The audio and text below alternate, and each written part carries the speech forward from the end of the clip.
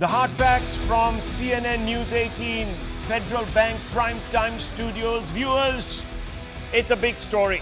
The Modi government has finally revoked, 10 years too late in my humble opinion, a decree passed by the Congress in 1966 that prevented government servants from interacting with the RSS.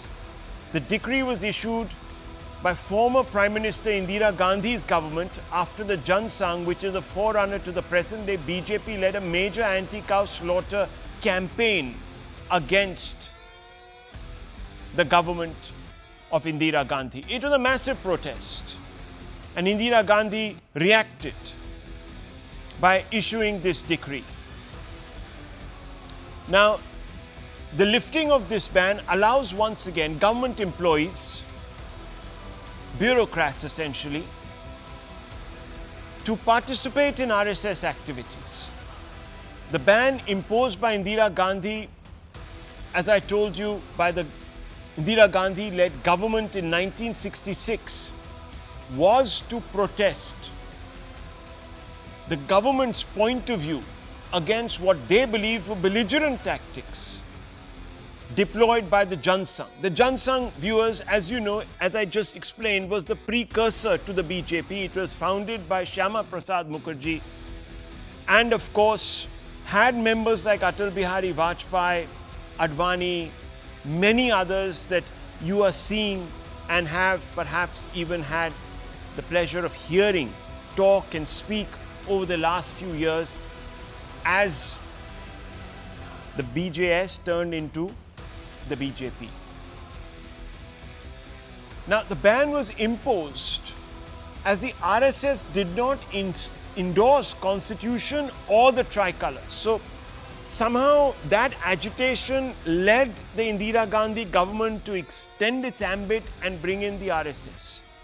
The Congress says the ban was even enforced during Vajpayee's tenure as Prime Minister, so it shows that there was a huge support across the board for this decree that prevented government servants from interacting with the RSS. The imposition of the curbs that underline the RSS pariah status was arguably an arbitrary one. If the trigger was an anti-cow slaughter protest, then the first person the Congress government should have banned from interacting with its workers should have been Mahatma Gandhi back in the day, viewers. Because Mahatma Gandhi was, of course, a strong advocate against cow slaughter. In any case, many Congress state governments had drafted several anti-cow slaughter laws, and to single out the RSS for advocating the same appears motivated. The RSS, as we all know, is a cultural organization dedicated to the preservation of Hindu culture and nationalism. Pursuing none of these objectives can be considered a crime. Ponder the word nationalism, for instance. Nationalism is a source of pride, unity and identity. It is essential for a nation's sovereignty and self-determination. In fact, because nation-states founded on a degree of nationalism exist, do you have actually the rules-based global order today? The United Nations, in fact, is built to preserve the sovereignty of nation-states, which are founded on nationalism. So, to ban the RSS or to think that it is some sort of an organization that is devoted to the dark arts because it is nationalistic is bizarre. You wouldn't have an Olympic Games if there were no nations founded on the concept of nationalism. In fact, the Congress led the freedom movement, which was called the Indian nationalist movement. Even campaigning for the preservation of religious identity is not a crime. There are plenty of political parties that are expressly committed to the same objectives, and their members even sit in government. Why would the Congress then believe that bureaucrats attending events by the RSS would somehow turn them into something that would make them espouse anti-national or hyper-national or or views that are ultra virus of the constitution, one cannot understand. Yet the Congress has been single-mindedly going after the RSS from way back in 1948 itself. In 1948, the RSS banned after Gandhi's assassination. There was talk that Godse, etc., plotted Gandhiji's assassination with the RSS High Command. That case, of course, fizzled in court. In 1966, government employees banned from RSS activities. In 1975, RSS banned for the second time during the emergency. In 1992, the RSS banned for a third time after the Babri Masjid demolition for a year, but of course that ban was revoked in 93. But nothing highlights the arbitrary nature and the hypocrisy of the Congress decrees against the RSS and the hard facts I am about to present to you tonight, viewers.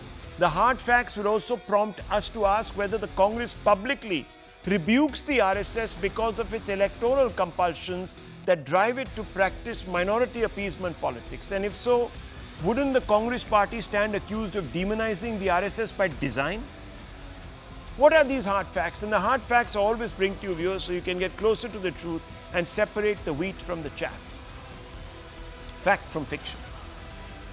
Congress party's first president after independence, Bhogaraju Pattabhi Siddaramaiah, had connections with the Rashtriya Swayamsevak Sangh, the RSS, during the 1940s. The same RSS that the Congress has such a big problem with. Siddaramaiah had associations with RSS leaders and even attended RSS meetings and events. Clearly, he was good enough to be Congress president. In 1948, Siddaramaiah had close relationships with RSS leaders like M.S. Govalkar. This was the same time that the RSS was banned. Senior RSS member Shyama Prasad Mukherjee, the founder of the BJS and closely linked to the RSS, was Nehru's cabinet member till 1950, well after the Sangh was banned. You just think about it. Congress party's second post-independence president, Purushottam Tandon, who was awarded the Bharat Ratna, India's highest civilian honor, was a strong advocate for Hindu revivalism and had ties with two prominent organizations with deep links to the RSS. Talking about a ban on government servants meeting with RSS or attending RSS functions. Here you had two presidents, the first two post-independent presidents of the Congress party that were part of the RSS ecosystem. Then let's move a little further. 1961, 5 years before this decree that has been revoked today, 10 years too late under Modi, that's a different matter. 1961 is what I'm going to take you back to, viewers. Again, 5 years before this decree was passed, the RSS-supported candidate Rajendra Prasad was elected as the President of India with the support of the Congress. May 1963, RSS was invited to march on Rajpath in R-Day parade. 300 Swayamsevaks took part. Now think about it, 61, an RSS-supported president with Congress support is elected 4 years before this decree. Precisely 3 years before this decree, the RSS invited to participate in Republic Day. Obviously, politics, viewers, was being played. Former Prime Minister Indira Gandhi reached out to RSS in February 1977, offering to lift the ban on the group in exchange for their support for her election campaign. So here you have a problem with Babu's meeting with RSS. Here you are picking up the hotline and speaking to RSS and saying, come support me. And guess what? In 1977, of course, the ban was again lifted on the RSS. June 2018, senior congressman, former President of India, Pranab Mukherjee was the chief guest at the RSS headquarters for the Tritiya Varsh Vark function. So, viewers, why should there have been a curb placed on Babus from meeting with RSS people in the first place when you have the Congress, the progenitor of this particular ban, so deeply embedded? I don't understand. It's weird, it's bizarre, it reeks of a mindset, it reeks of a campaign, as I said, to demonize by design, perhaps, the RSS. Let's ask this question. Let's open this up, viewers. I'm not going to stand between you and our exceptionally talented panel, insightful panel today. Sanjay Jha is with us. Sanjay Jha, tell me something. 1966, this decree is passed saying bureaucrats should not speak to RSS members. Your mind will get corrupted, or God alone knows what will happen to you. But look at what is happening. The Congress party supports an RSS-supported candidate, Rajendra Prasad, in 1961, just 5 years before this decree is passed, so that he can be elected President of India. So the President of India can be somebody who hobnobs with the RSS, not bureaucrats. The Commander-in-Chief of India's army can do it, but not the bureaucrats 4 years later. Okay. 63, May, RSS is united to participate in the Rajpath Republic Day celebrations. That's okay, that's kosher. They are then obviously redoubtable nationalists who should be saluted by the nation. And then you have a curve such as this. Can you explain this to me? I'm completely, my brain is frazzled tonight. So could you explain? Rahul, your brain need not be fried. India has a fascinating political history. My friend Ratan Sharda is here, and Ratan Sharda and I have some acrimonious slugfest on TV shows, but I have a lot of respect because he's one of the few people from the RSS who usually is extremely dispassionate and impartial. So let me make my points in short. I mean, everyone who knows India's pre-1947 nationalist movement is aware that the Hindu Mahasabha and the RSS were once integral to the Congress party. I mean, that is exactly what I call is the diversity, the inclusiveness, and more important, I would say the liberal character of the Congress, where it had all kinds of viewpoints, right? I mean, this is what made the Congress party at the fulcrum and the linchpin of the freedom movement. Thereafter, of course, there were people who took on a more hardline view, and some believed that it had to be done in a different strategic fashion. And those ideological viewpoints resulted in separate organizations being formed. That's one part of the story. I mean, I think Ratan Sharda is also aware that the RSS supported Mrs. Gandhi's emergency, in fact, at a pretty broad level. So, there are contradictions in Indian politics. The point that I think we need to recognize today is that post Mr. Modi becoming the Prime Minister in 2014, we have seen a very aggressive political polarization, largely driven by what I call as a brazen electoral objective of winning elections, even if India has to be, facing a lot of sectarian challenges. Now, here is the point I wish to make, that truly India needs all kinds of ideologies, and we have to we kind of live with the fact that there will be people with different viewpoints. However, the one point that we all need to also recognize that the RSS said that we are a cultural body. Truth be said, it is no longer just an ideological mentor of the BJP. It literally, in a great number of ways, controls the way the BJP runs as a political party. And that is something where Mr. Sharda has to take a clear viewpoint. That is RSS today literally become the proxy BJP because it hides under this whole ostensible cultural entity, when in fact it is playing a pretty bold political front foot batting. Okay, front foot batting, political, etc. Don't you love the hard facts, viewers? They're so clear, they're so incisive that people just find them completely disarming. What do you say? You say, yes, the Congress was, this great umbrella, this great tent. It accommodated everybody. Then after elections, after, independence, things changed. So basically that inclusive party became an exclusive one. And another word got tagged along with it called hypocrite. H-bomb. What can poor Sanjay Jha say today except go into some loosey-goosey politics of the past and say, yes, they are a front, they are a back front, they are a up front, they are a side front, they are a sidecar, they are the car. What else can he say? When you pass an order saying, bureaucrats, if you speak to the RSS, we will take action against you, because some RSS in your mind is some satanic organization.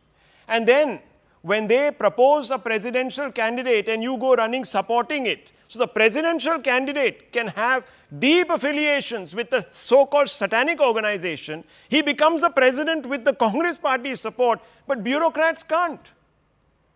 वो एक committed bureaucracy भी एक चीज होती थी. Anyhow, viewers, what can you say? So I am not going to put the trump card into this debate right now. I want Ratan Sharda to listen to everybody. Then I want to bring in the real H-bomb, the hydrogen bomb to explode. Dr. Ranganathan, what do you make of Mr. Sanjay Jha's response today? You know, Sanjay Jha loves Ratan Sharda. He's disarming him with kindness. But unfortunately, the hard facts are standing in the way. Now, what do we do, Dr. Ranganathan? I'm moved. Good evening, Rahul, and good evening to my fellow panelists. Look, I have three brief points to make. Number one, and this is quite obvious, everyone thinks he is a fascist until the real fascist arrives. And the real fascist is the Congress. From amending the constitution to trample upon free speech, to junking the constitution by proclaiming the emergency, from overturning the Supreme Court judgments to overturning democratically elected state governments, what has the Congress not done that isn't fascist? They've been treating RSS like a yo-yo. The Congress first banned the RSS in 1947.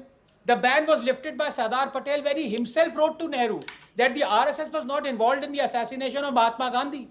Then the Congress banned the organizer, arrested the editor.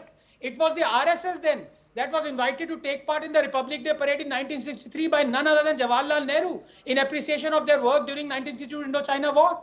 And then Indira Gandhi bans government employees from taking part in RSS activity in 1966. Government employees can take part in activities of all other organizations, including SDPI and the Muslim League, but not the RSS. Number two, this is the crux. The Congress is not just an illogical, but a pathological hatred for the RSS. So much so that they attribute everything evil that has ever happened in this country to the RSS. No other opposition party, with the exception of the Muslim League, hate the RSS so much. And guess who is the coalition partner of the Muslim League? Look, Rahul Gandhi routinely claims that no one from the RSS took part in freedom struggle. I guess he graduated like others from WhatsApp University. He doesn't know the legendary names like Dada Naik Chimur, Ramdas Rampure, Sant Tukodji Maharaj, Hemu Kalani, who gladly went to the gallows laughing for our freedom struggle, for having to apologize for spreading the lie that RSS killed Mahatma Gandhi, to Congress leaders propagating the theory that 2611 was an RSS conspiracy. There is no opportunity the Congress has missed to slander the RSS. But what's the cake is the following instance. Justice Yashwant Chandrachud, the Chief Justice of India and father of the current Chief Justice, recommended not once, Rahul, but twice the name of Justice Chandurkar of the Bombay and Madras High Court. But it was rejected both times by the Congress. Why? Because Chandurkar had made the fatal mistake of attending the funeral of the RSS chief Govalkar. I quote Yashwant Chandrachud here, quote, the government was looking for judicial candidates who would support it in general. It was preposterous what they did to Chandurkar, unquote. How do we know this? Because of a book called Supreme Whispers written by Chandrachud. And finally, 507,656 RSS volunteers set up COVID relief camps at 92,656 locations, distributing 46,063 food million packets, opening 483 treatment centers during COVID. And during that time, government employees could not attend RSS activities. And here, very briefly, 30 seconds, I come to the third point. Rahul, you know, I call what I call the Anderson razor. I don't blame Warren Anderson for escaping because that's what criminals do. I blame the people who allowed you to escape. So I don't blame the Congress for banning the RSS because that is what fascists do. I want to ask, in the last 60 years, around 20 years have been BJP governments. Last 10 years have been majority BJP government. Why didn't they lift the ban? Because they seek validation from the fascists. That's the truth. Well, viewers, as I said, I don't know why this is happening 10 years too late under Mr. Modi. But anyhow, the decision is taken. That Mr. Ratan Sharda will also probably touch upon in his response. But let me quickly bring in Lokesh Jindal. Lokesh Jindal, you're a man who comes very studiously researched to this show. And I can't understand. Can you please help me? If the RSS is a demonic organization, a modern day Hindu Taliban, as Rahul Gandhi says, then why was the Congress, your party, supporting its presidential nominee 4 years before you passed this draconian curb? Itna kharab organization tha, you didn't mind that the president of the nation was from that ecosystem, but you had a problem with a couple of babus showing up at a couple of shakhas at 6 in the morning doing a little bit of PT and having a good conversation about something which would perhaps inculcate a spirit of nationalism, patriotism, etc. Ye kaise double standards hai? Can you explain? Or it didn't matter because your intent was political. Let's please a particular vote bank, get their support, demonize the RSS, let's portray ourselves as some great secularists. Is that what was happening? Yes, good evening, Rahul. Rahul, the modern concept of nation state rests upon Weberian form of bureaucracy that has to be impartial, politically neutral. It should be applying rule of law. There should be a degree of anonymity associated with bureaucracy.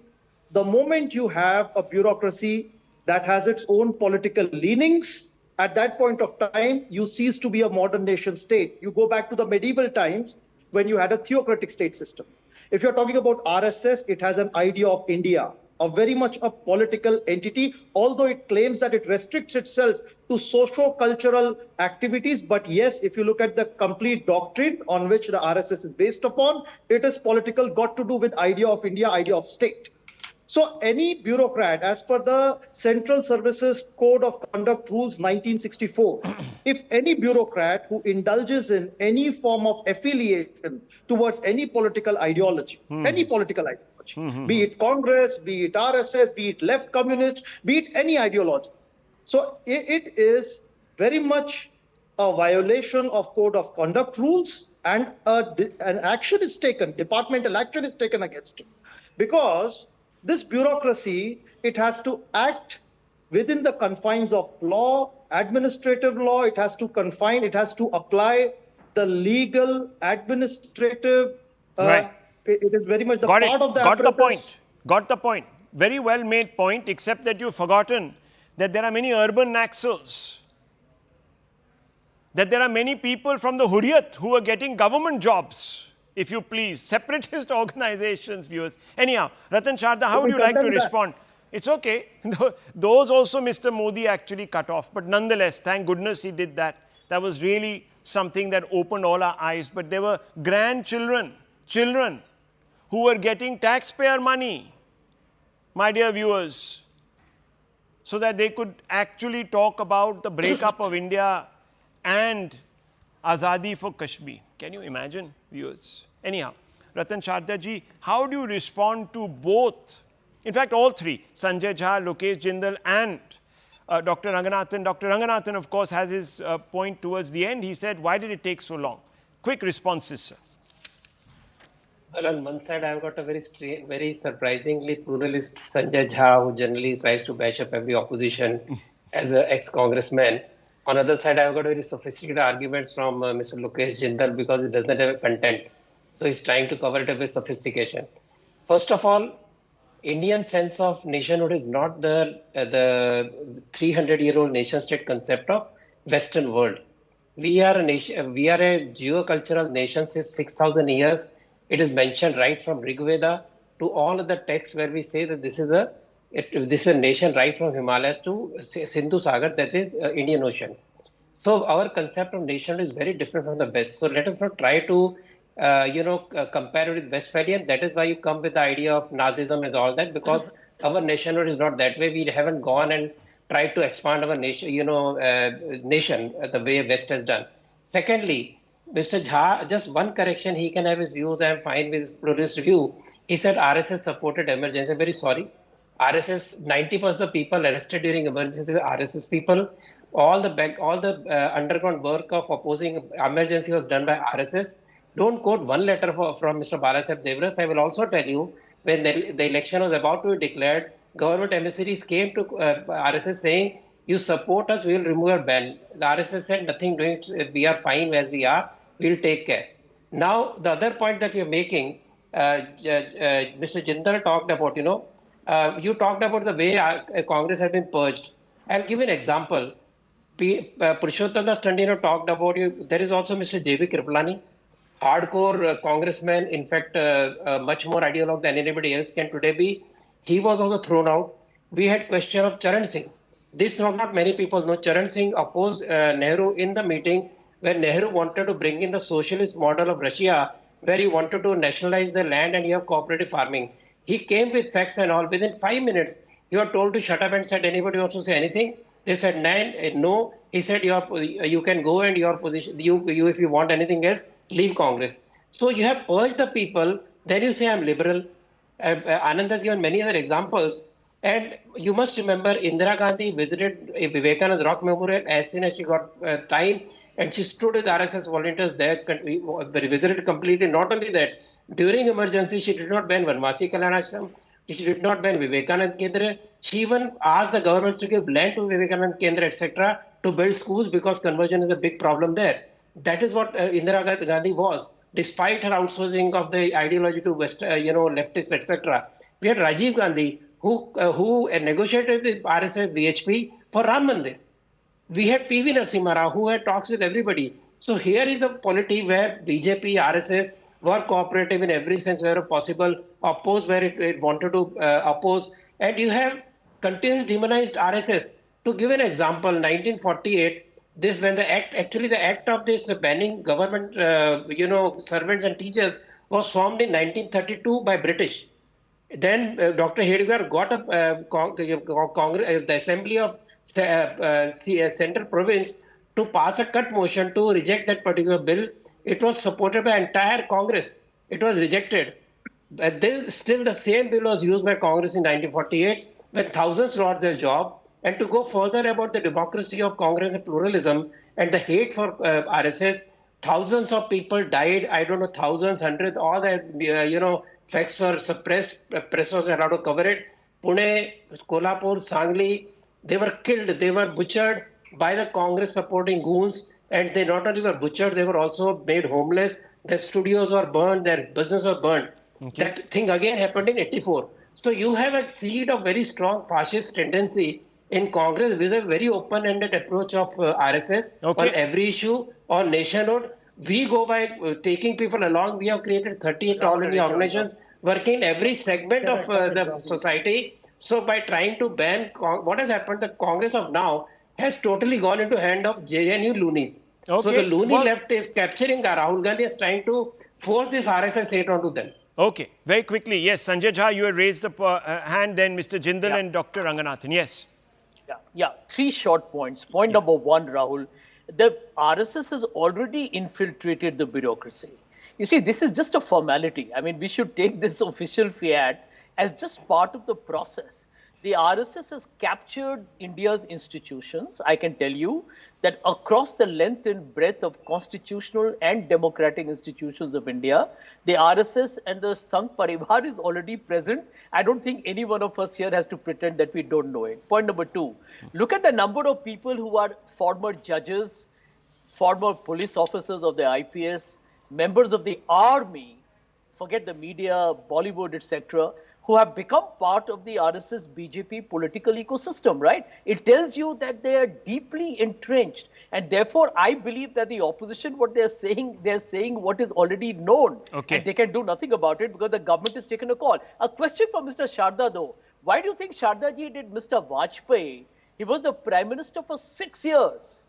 And he did not lift this ban. Would you like to understand why he did not do that? And one more question, sir. On the Supreme Court's observations on this yatra approved by the Uttar Pradesh government. No, we're not going into that. Do you have a view on? We're not going to that. We're not going into that. It's interlinked. It's not interlinked at all. Let's just keep that aside. Just give me a minute. First of all, let's just keep that out. Yes, quick one, Mr. Ratan Sharda. I think that also links in with Dr. Ranganathan's question to you as to why it's taken this long for this particular decree to have been scrapped. First of all, who brought in the principle of committed judiciary? During emergency, Indira Gandhi created an ideology of committed judiciary supported by leftist elements in the Congress party. You remember Mohan Kumarangalam dictating terms to Indira Gandhi and all the governments behind that. You know the infiltration of JNU gang across every government policy. You know NSE, which was indirectly ruling India with the help of Sonia Gandhi during UPA 10 years. What was that? The same people who celebrated killing of CRPF Jawans by the Naxals were sitting in the government.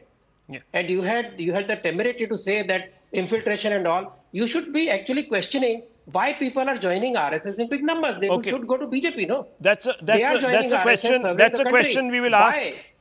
Okay, but very quickly, why did it take so long? I see, for RSS doesn't matter. RSS never bothered about this ban. Whenever somebody was, victimized, they went to court. You remember January 2024, Himachal Pradesh government transferred a person from a cooperative bank. Should it have happened earlier? Should it have happened earlier, Ratan Sharda? Should it have happened earlier? It doesn't matter to Okay, RSS it doesn't matter to you. whether Fair ban enough. or Okay, secondly, timeless Vajpayee organization. actually, Anyhow, viewers, look. Vajpayee removed the ban. Congress put it back. Okay, viewers, just a minute. Again, you see, Sanjay Jha says that many people are aligned with the RSS. It is infiltrated. As if the RSS is some satanic cult. It's not. Yeah. Clearly, if the Congress party was doing business with it, was actually endorsing its presidential nominees, was actually taking support of it, then it wasn't some satanic cult. Or, viewers, the Congress has become so adept at hunting with the hounds and running with the hare that it has lost any claim to being an honest arbiter of Indian politics. It can only be these two issues. Yes, Mr. Jindal, can you explain? इतनी खराब organisation के साथ आपके प्रधानमंत्री लोग आपके ही party के presidents क्यों चिपके हुए थे? इतनी गंदी ऑर्गेनाइजेशन जिन्होंने महात्मा गांधी को मार दिया, आपके तो 2 प्रेसिडेंट्स उनके साथ लगे हुए थे, क्यों? Rahul, there is a gross confusion between politics and administration. Both are completely different. The rules of business. So the president can come from RSS ranks. Let me complete. Give me just 30 seconds. I'll there is no confusion. I'm only asking you, sir. If the RSS is such a bad organization, why was it allowed to march by Mr. Gandhi, by Mr. Nehru on the Rajpath? Yes. Why? Rahul, the administration has a fixed protocol. अरे छोड़िए administration को. I'm asking you, sir. I'm asking you a specific question. I'm asking you a specific question. Allow the bureaucracy to be part of any organization, there is going Mr. to be Jindal, you're not answering the question. The premise is deadlock in one second. The premise is, viewers, the premise is, okay, understand the premise that the RSS is a bad seed and no one should touch it because they will all be corrupted. It's not like that, Rahul. Absolutely not. Oh, really? Then why does Rahul Gandhi abuse it the whole day? Why does Rahul Gandhi abuse it? Then why does Rahul Gandhi abuse it? Why was it banned by the Congress? Okay, Mr. Jindal, you're floundering tonight. You're floundering tonight. It's okay. I'm not. Sometimes it can happen. I'm Yes, very clear, Dr. Rahul. Ranganathan. Yes. Explain. Very briefly, first of all, thank you for having such an enchanting discussion. Wonderful. All the panelists put forth excellent points. 2 brief points. Number 1. I repeat that it is absolutely preposterous and unacceptable that in the last 10 years when the BJP was running a majority government, this ban still existed. And I gave the example of such selfless service by RSS. 500,000 RSS workers helped during the COVID. It's unprecedented. During that time, government employees could not take part in it. What can be more shameful than that? And number 2, I'm afraid Lokesh is a good friend, but this juvenile argument that you are not supposed to be a bureaucrat at the same time carry an ideological stance is ridiculous because everyone has an ideology. The moment you become a government servant, you're supposed to junk that ideology, and that goes across the thing.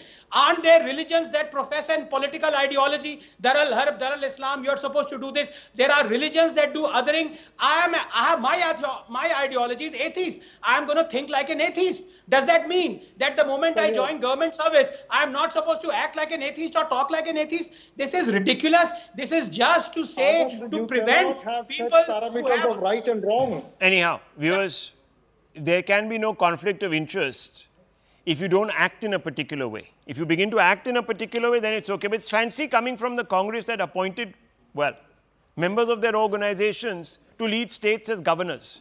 That is also bizarre, isn't it, viewers? If there is supposed to be such a separation between ideology and, of course, political thought and ideology and people in power or in posts, then why have all of this? Anyhow, viewers, as I said, hypocrisy, thy name is dash.